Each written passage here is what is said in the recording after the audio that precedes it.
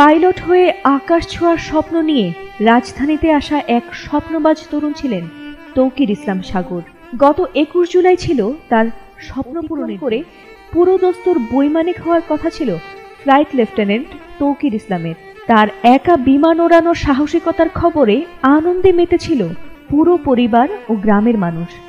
আশা ছিল গোটা গ্রামের গর্ব। পাইলট প্রশিক্ষণের শেষ ধাপে পৌঁছেছিলেন তৌকির ইসলাম।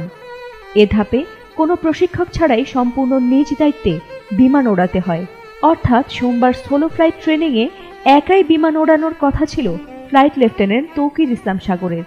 সেই মতোই সোমবার দুপুরে একক ফ্লাইটে আকাশে ওড়েন তিনি। কিন্তু হঠাৎ বিমানটিতে কারিগরি ত্রুটি আছে এমনটিই বুঝতে পারেন তিনি।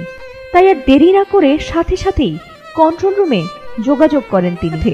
কন্ট্রোল রুমে রিপোর্ট করে তিনি জানান, বিমানটি ভাসছে না, মনে হচ্ছে নিচের দিকে নামছে। তৎক্ষণাৎ কন্ট্রোল রুম থেকে তাকে ঝুঁকি না নিয়ে ইজেক্ট করার নির্দেশ দেয়া হয়। অথচ তার হাতে রয়েছে মাত্র 12 মিনিট। এ সময় তিনি উত্তরা, দিয়াবাড়ি, বাড্ডা, হাতিঝিল ও রামপুরার আকাশে উঠতে থাকেন। কিন্তু সাহসী এই পাইলট জীবনের শেষ মুহূর্ত পর্যন্ত চালিয়ে যান বিমানটি রক্ষা করার। এমনকি সর্বোচ্চ গতি বাড়িয়ে বেজের দিকে ফেরার চেষ্টা করেন তিনি। কিন্তু এরই মধ্যে কন্ট্রোল রুমের সঙ্গেও তার যোগাযোগ সম্পূর্ণ বিচ্ছিন্ন হয়ে যায়। আর তার মাত্র 1 থেকে 1.5 মিনিট পরেই বিমানটি আছড়ে পড়ে উত্তরার মাইলস্টোন স্কুল অ্যান্ড কলেজের একটি ক্লাসরুম বরাবর।